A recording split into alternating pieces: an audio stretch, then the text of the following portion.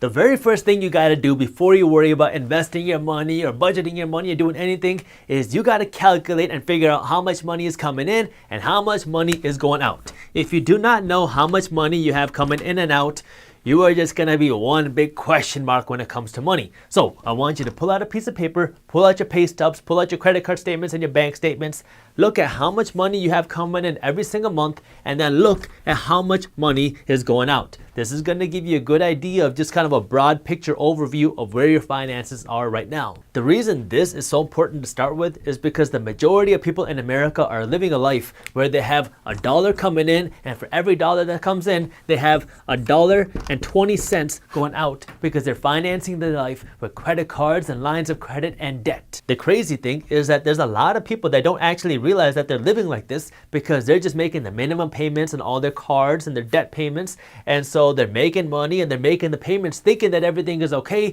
because they never actually take a look at their finances. So what I want you to do is literally just take a piece of paper and draw 3 columns on it. Draw one with how much money is coming in, so your income.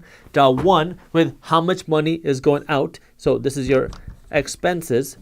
And then draw one with where else this money is going. So are you investing? Are you saving? Where else is your money going? Maybe it's charity. You got to know exactly where this money is going. Once you got that piece of paper that shows where all of your money is going, keep it, because you're going to be looking at that every single month, because I want you to do this financial analysis of your money every month. That way you can see how you're improving on your finances. I used to guest teach in Detroit public schools. I love teaching. And I used to go to these schools to talk to the kids about entrepreneurship and just general money management.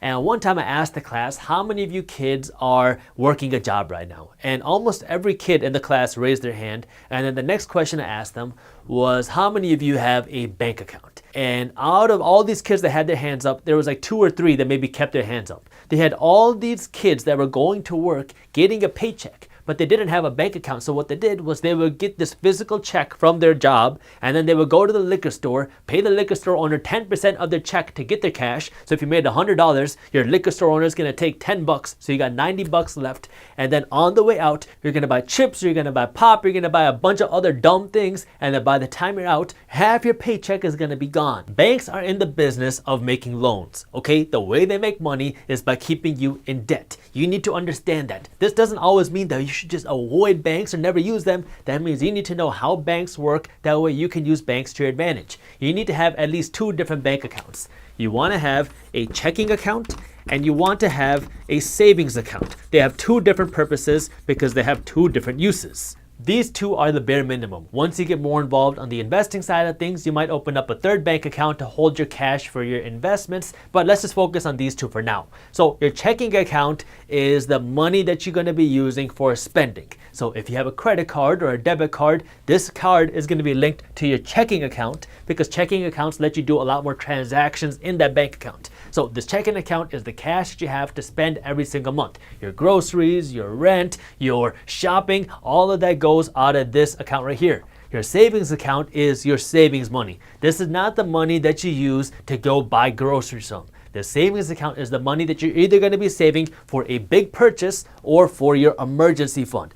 You should actually have 2 different savings accounts if you're going to have this emergency fund and you're saving for a big purchase like a down payment on a house, because you don't want to commingle the 2. You need to have an emergency savings account. This is the money that you use for emergencies only. So if you lose your job or if a tragedy happens, this is the money you have for that. This should be its own savings account, and if you're saving for something like a house or if you're saving for something big, that should have its own separate savings account. Checking accounts and savings accounts have different rules at banks. Like I was kind of mentioning earlier, you can do a lot more transactions in and out of a checking account than you can do with a savings account. So with the savings account, a bank might say you could only do 6 transactions a month, and if you do more than 6 transactions a month, just for an example, then they're going to charge you a fee. Savings accounts also sometimes pay you a higher interest on your money because the bank knows that the money isn't going to be leaving your savings account as much as it will your checking account. The tricky thing with that in the environment that we're in right now in this economy is that we are in a very low interest rate environment. So what that means is if you go out and take a loan, your loan is going to be a very low interest rate, which is good news if you're borrowing money for something good.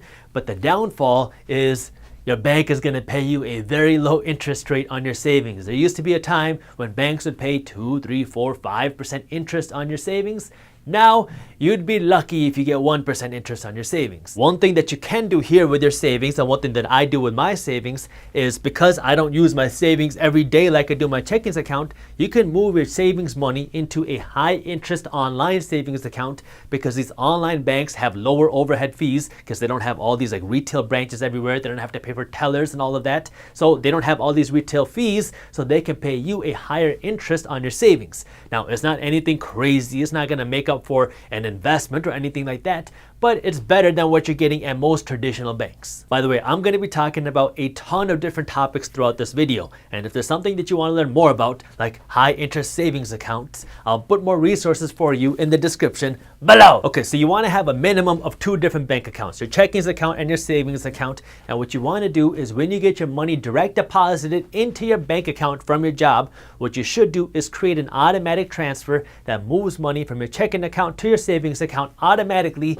That way every single month you have money being saved without you having to touch it. That way you know, okay, I don't have extra money to spend because this money has already left your account and it's already been saved. That way you can't accidentally spend this savings money on a brand new TV. Many banks offer features like this for free, so make sure you ask your bank, and you also want to make sure that your bank is not charging you a monthly maintenance fee. So my grandma, who doesn't really speak English, had a bank account with Bank of America for 15 years. And one day, this is actually not that long ago, I went to kind of look at her financial bank statements with her, and I found out that Bank of America was charging her, I think it was $15 a month as a monthly maintenance fee for doing nothing, essentially. So for the last, I don't know how many years, they were charging her $15 a month for no reason, and she kept paying it because she doesn't know that there was alternatives out there. You do not need to pay a monthly maintenance fee just to use the bank account, okay? We are in a new digital age where these type of fees are just, you don't need to do that, okay? So make sure you do your research on your bank.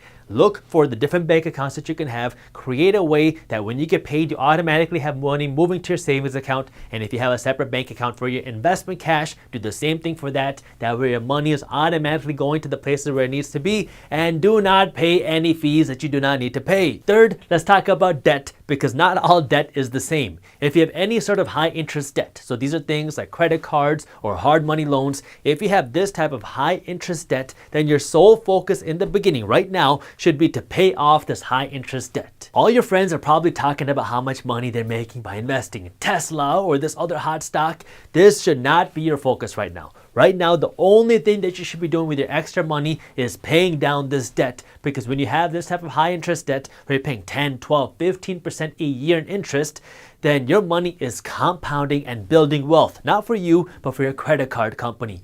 You need to pay this off as fast as possible and use every extra penny that you can to pay off this high interest debt. Do not worry about investing. Do not worry about doing anything else until you pay off this high interest debt. I mean, to be honest, you should not be going on vacation. You should not have a Netflix subscription. You should not be eating at restaurants if you have credit card debt. If you have this type of high interest credit card debt, you need to be laser focused to pay down this high interest debt first. So when it comes to debt, you want to get rid of it as fast as possible, and you want to stop fueling the thing that got you into this debt in the first place. If you cannot control your spending, get rid of your credit card until you can control your spending and until you can pay down this debt. If you enjoyed this clip and you want to continue your financial education journey, I have another video that I think you'll love. All you got to do is click that button right over there. And for those of you who want to stay up to date on the top finance and business news, you can join Market Briefs, my free financial newsletter, by clicking that button below. Thank you for watching, and I'll see you in the next one.